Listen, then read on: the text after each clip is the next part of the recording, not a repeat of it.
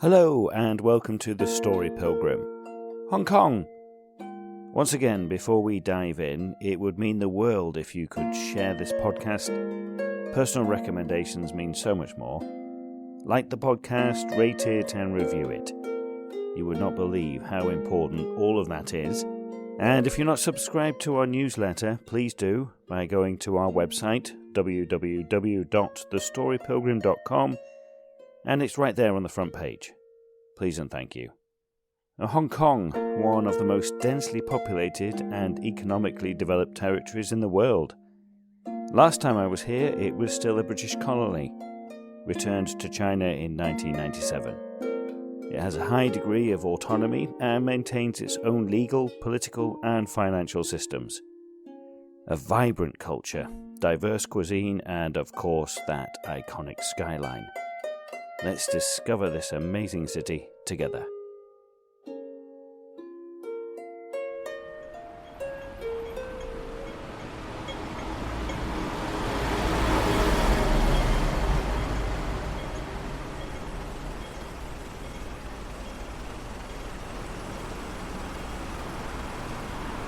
That is the sound of walking through the streets of Hong Kong at this time in the morning. It's not that early, it's 9 o'clock.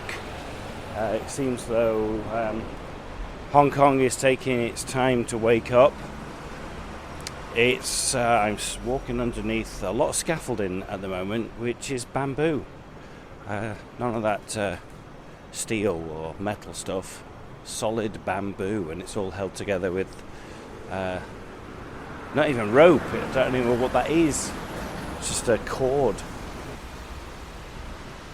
As I'm walking around Hong Kong, it is extremely familiar.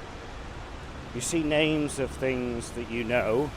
HSBC Bank, there's a sign there wishing everybody Merry Christmas. Canon, as I look around. But it's not familiar at all, because it's completely foreign to me. So it's really interesting that you have this sense of, I know what this is, but then when you actually try and knuckle on down and figure out what it is, you're like, I'm not 100% sure about that now. So it really is you get this sense of belonging, but also being completely detached from it.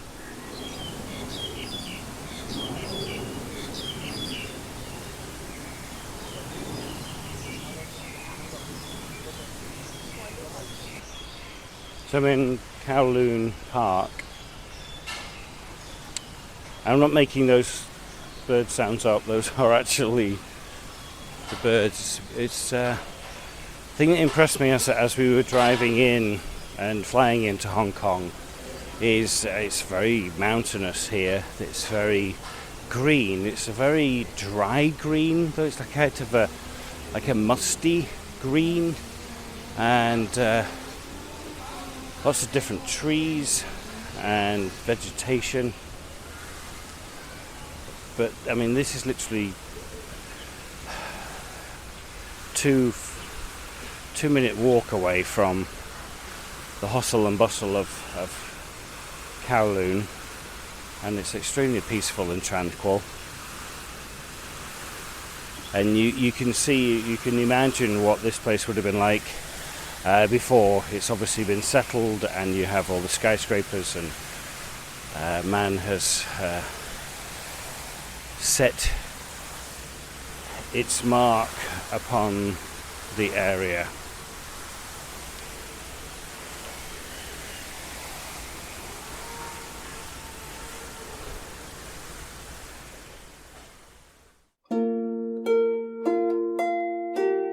You can already hear the cacophony of sounds that is Hong Kong, from the discord of nature to the pandemonium of the city. I wanted to make my way over to Hong Kong Island. I was staying on Kowloon.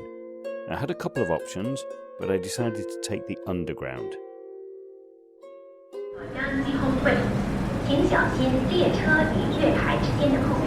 Please mind the gap between the train and the platform.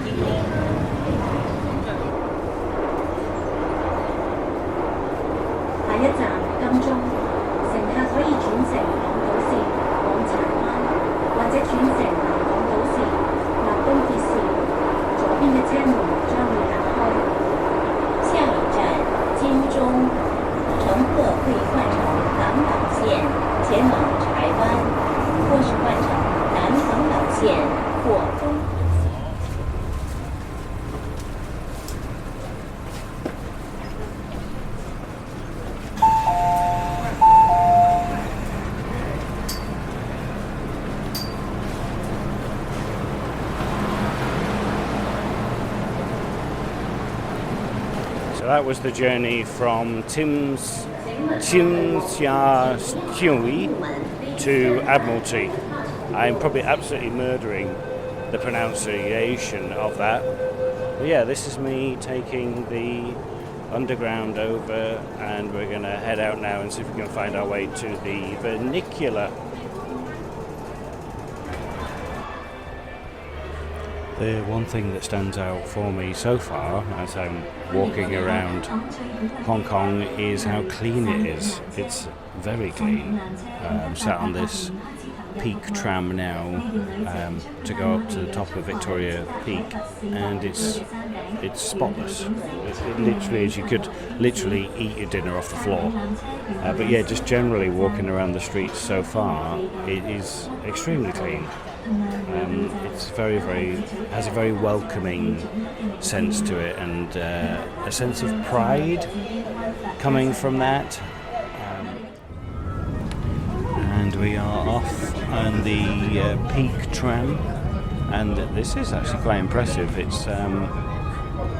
It's taken us up 400 meters.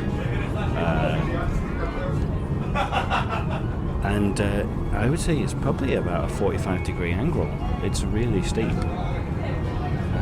It's got various stops on the way, so we got McDonald Road, and then Barker Road, and then I think another stop on up to the peak. But it's moving it quite a little. You can really feel it pulling its way up. Yeah, we're making our way up very steeply. It's really cool.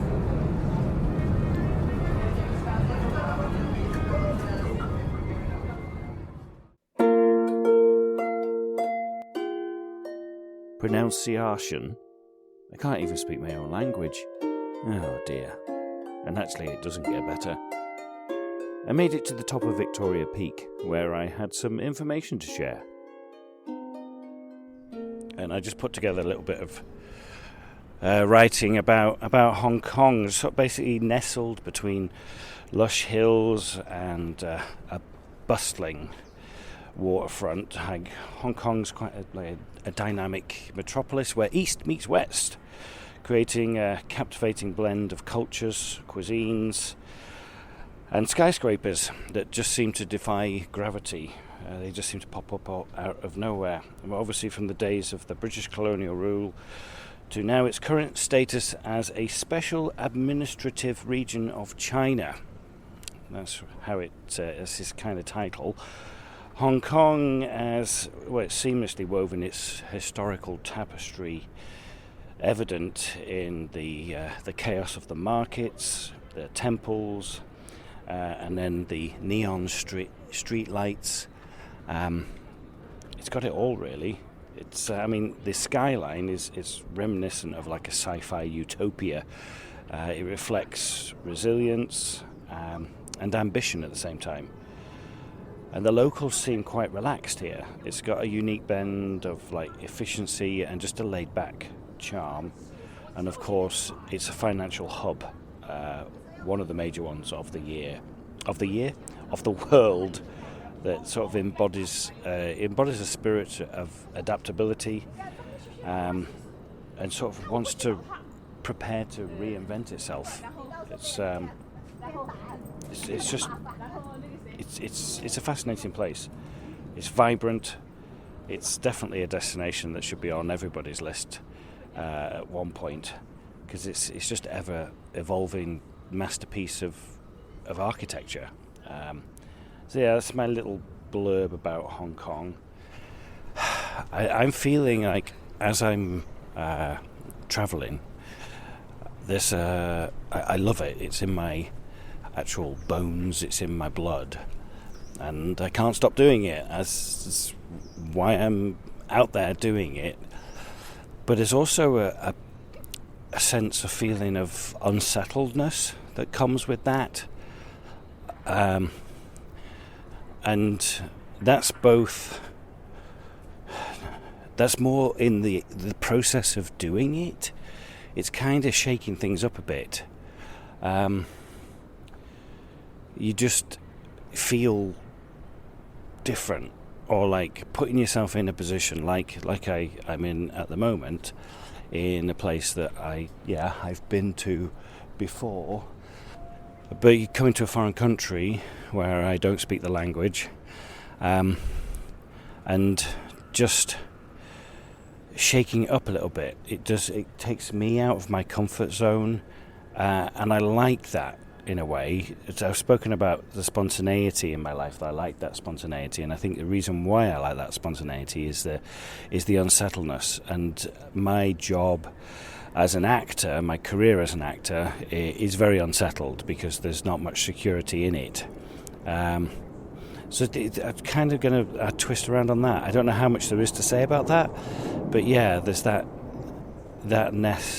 feeling of difference, of being a little bit unsettled, a little not sure, but I'm going to do it anyway, taking me out of my comfort zone.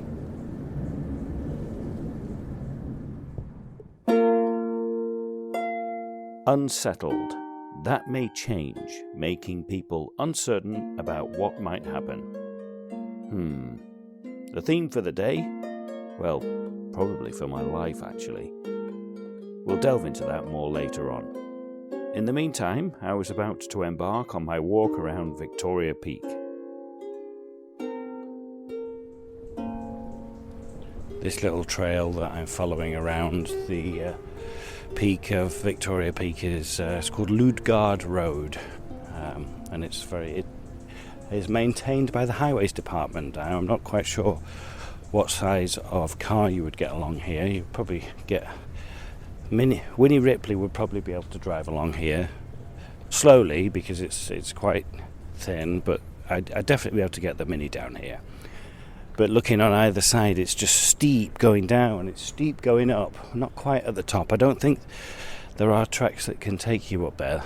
Maybe there is, but it's just covered in trees, little bushes, and then you get the occasional opening of the canopies and you get a look down into Victoria Harbour and down into Hong Kong and across. So you get these wonderful views every now and again just popping out. It's much bigger than I remember as well, Hong Kong. There's a lot to it. It's very, very big. So I'm really, really enjoying it. And there's a little dog latrine. Your dog can have a pee there in a specific area rather than just peeing up against a tree.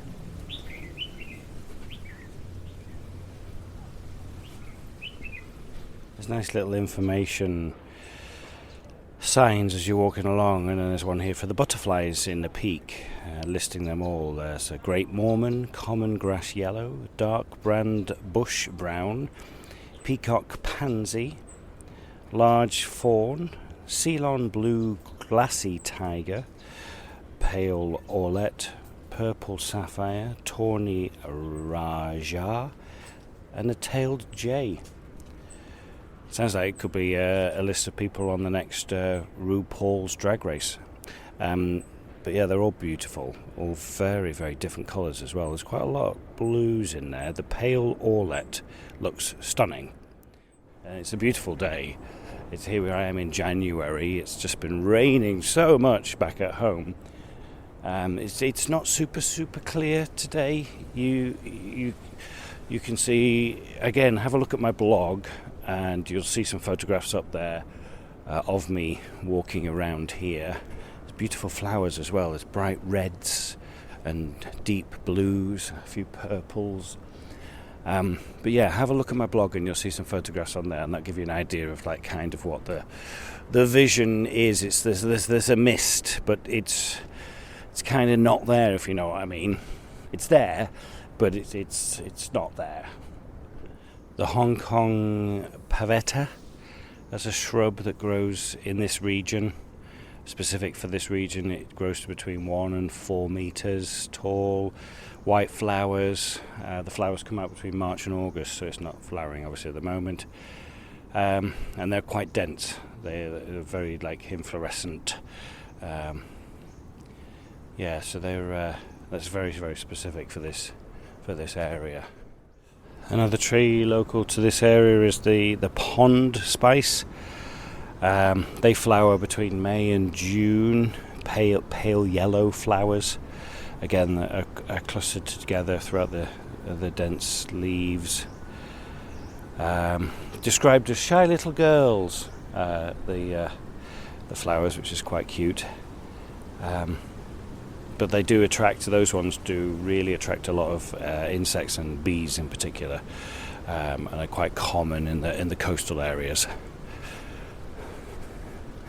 The pond spice. We have the persimmon-leaved litsea, or litsea. I think it's about 10 different types of litsea plants. They get essential oil from the seeds of the litsea plant, from the persimmon-leaved one that's known as pseudo persimmon. It's a smaller tree. It's sort of like in this area. The leaves can grow to be about 20 centimeters long. Again, flowers from November to June. They have like a pale yellow blossom, and the blossom's is very, very like refreshing fragrance. Then we got the Revisia. I'm probably saying the name of all these plants and trees wrong. That has like a greyish brown bark with quite deep fissures on it.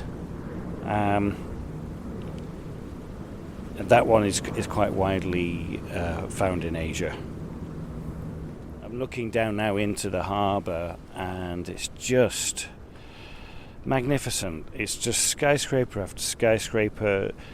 The water, and then you go looking over the other side, and not as many skyscrapers on the other side. I mean, yeah, there's lots. I would say not so many. There's a lot of them. Over here on this side, on the Hong Kong island, it's obviously very, very compact. Everything's sort of thrown in together. But yeah, you look at all of these tower blocks, and it's just, they're obviously all apartment blocks, and then there's offices thrown in and out of it. But you think, wow, this is like, that's a lot of people down there who live in this area. It's thriving. It really gives you that sense of ambition and drive. Where I am now, you go straight out, and the tallest skyscraper I'm pretty much at the top, pretty much level with the top of the tallest, but it's probably about a mile away, I'm guessing. But as I'm all right if I look down. I've got not vertigo at the moment, but if I sort of look straight across and imagine myself standing on top of that skyscraper, I get quite wobbly. It gives me quite a sense of like, oh, that's really high, and But when I'm here looking down the hillside, I'm like, no, it's fine. But kind of being out there is a bit shaky. It's very peaceful. You can hear the hum of the traffic. I can see the traffic down there moving away, but you're devoid of it. You are totally detached from it up here. You got the shipping channels coming in and out, lots of ship of the major ports. It's very bustly, very busy. I mean, the airport is way off to the west from where I can't see the airport from where I am here.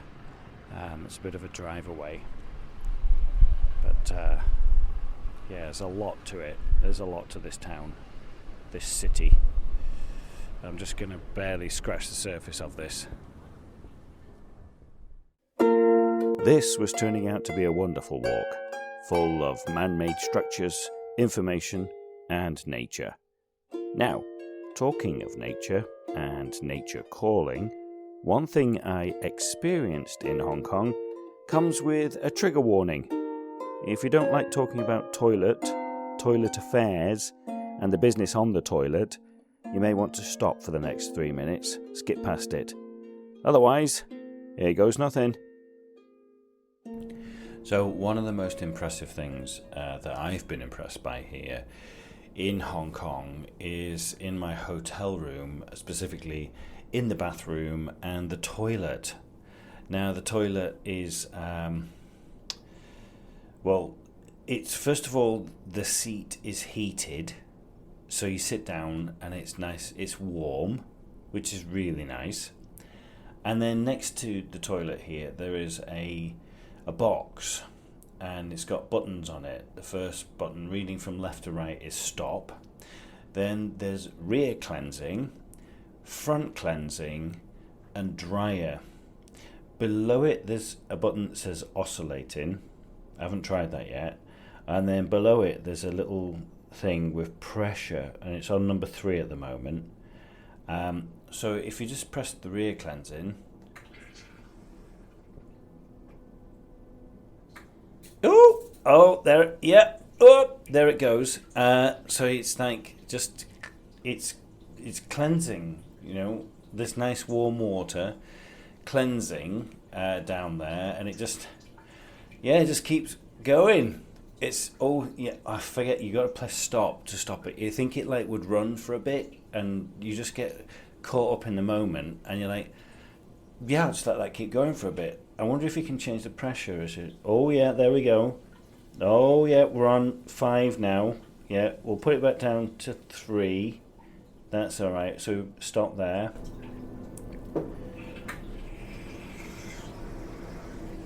Yeah, now let's try the front. Oh, no, front cleansing.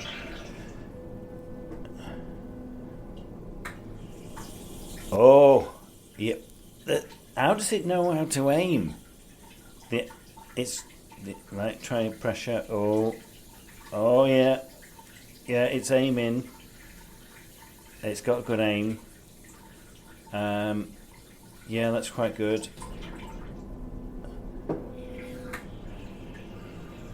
And then let's try the dryer.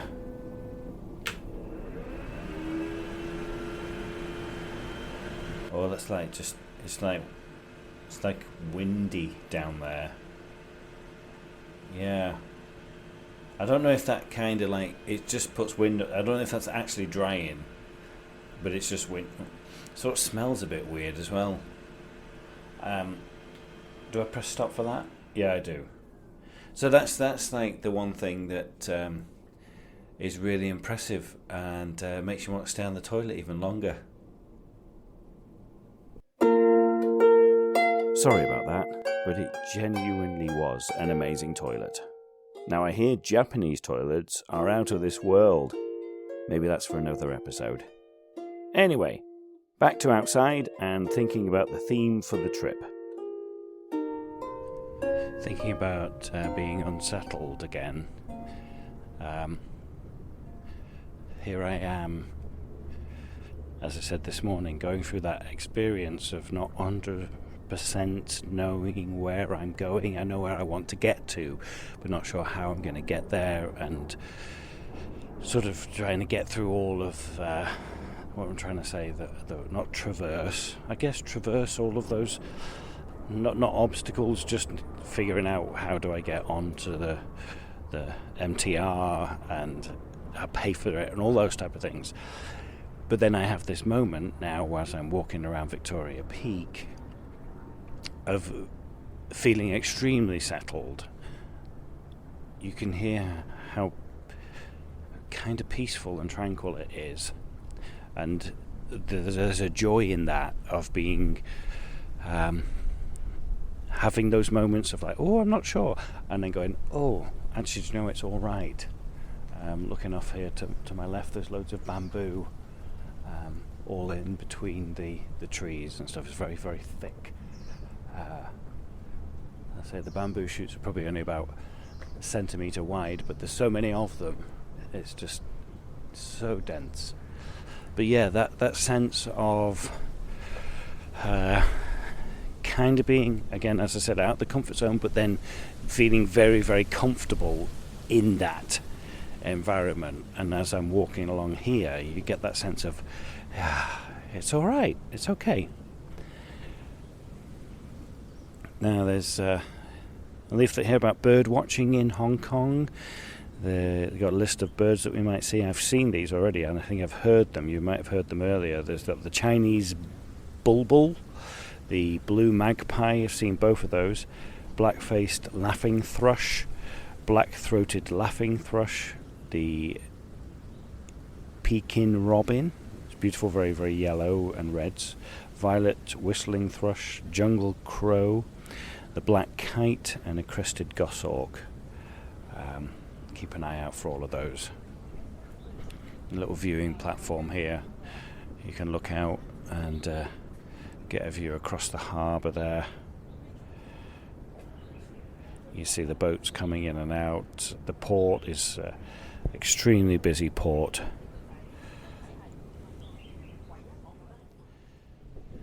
I'm walking underneath now a massive Indian rubber tree. It's huge, and it just has all these veins dropping down. It's kind of like it's reaching down to you and wants you to sort of like pull it up. These like aerial roots, they just hang down from the branches. They're there to just absorb water and nutrients from the air, and then eventually they'll grow into the soil. But it's massive. So I'm at the Pinewood Battery, which consists of the gun platform, command post, shelters, bunkers, a couple of gun platforms, a latrine. It's obviously all very abandoned, but it's been here for about 100 years. So it was built in the 1930s, and there's the battery here, and there's anti-aircraft gun positions here, and it was obviously very prominent during the Second World War with the invading Japanese army, so of November 1941. Some information here about the 8th of December 1941, 34 Japanese fighters and bombers attacked Kai Tak aerodrome and the British barracks at Sham Sui Po. And this was a stronghold. There's just a wild pig that's just walked out and is right next to me, and he's just scurrying. He's literally about 12 feet away from me. See if I can get a photo. He's coming down. There's a dog here. It's probably going to cause some problems. Yeah, the dog's after it. And he's off.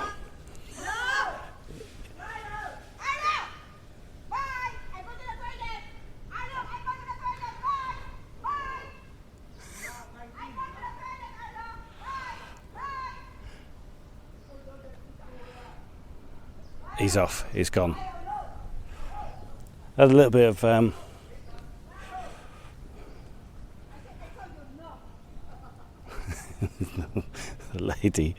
lady owner is like, "I told you no," and he's like, "I don't care." That was a little bit of action there. A wild pig being chased by a Labrador. That wild pig couldn't half run fast, and well he could, as I'm not sure what the Labrador would have done if he had caught him. I was having a delightful day up on Victoria Peak, as were many other people.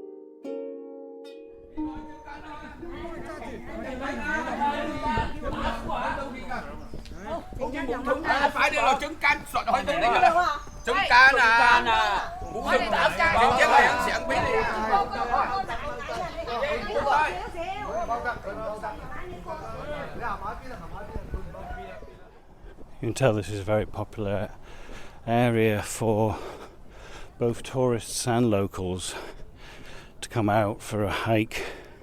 It's very well signposted. It's very easy.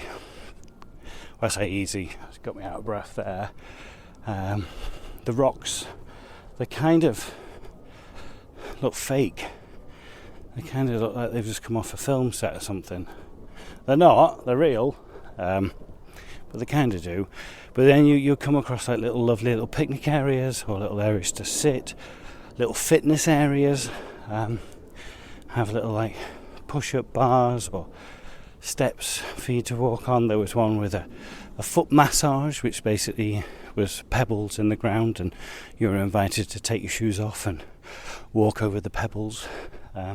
Thinking about the unsettled again, and how I described about like once you do get into a place, or you get like as I'm walking now, you get the sense of like feeling and fitting in.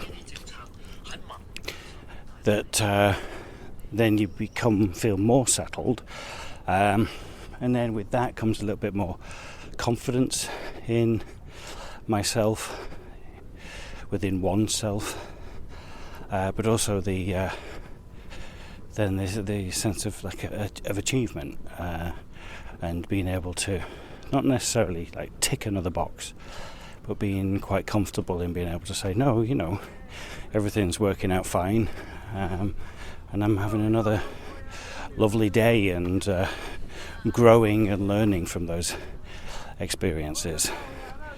So I think there is a lot to that, being the sense of being unsettled in a very good way, in helping to grow. Just a little tip: when you come up here, they will try and sell you a ticket for the Sky Tower. Just don't do that. Go up to the top and go up to the Galleria Mall, which is a little tiny mall up here. Go up to the Galleria Mall and you get the observation view up here, which is for free. So no need to pay for the Sky Tower because it's exactly the same view. Travel tips from the Story Pilgrim. You're welcome. So many things to do and see in Hong Kong. Here is the next experience that I partook of that day. So I have come down from Victoria Peak, and I am in Hong Kong Park, and in the park there is an aviary, the Edward Yude Aviary, and it's just basically an area of the park that is just covered in a giant net, huge giant net, and obviously it's an aviary, and has a lovely like treetop walk through with a stream running through it, as you can probably hear.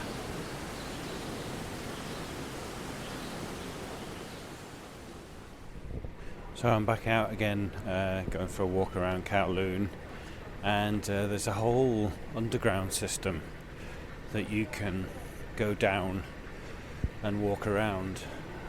So heading towards the train station, Tim Sao Tiu Sui,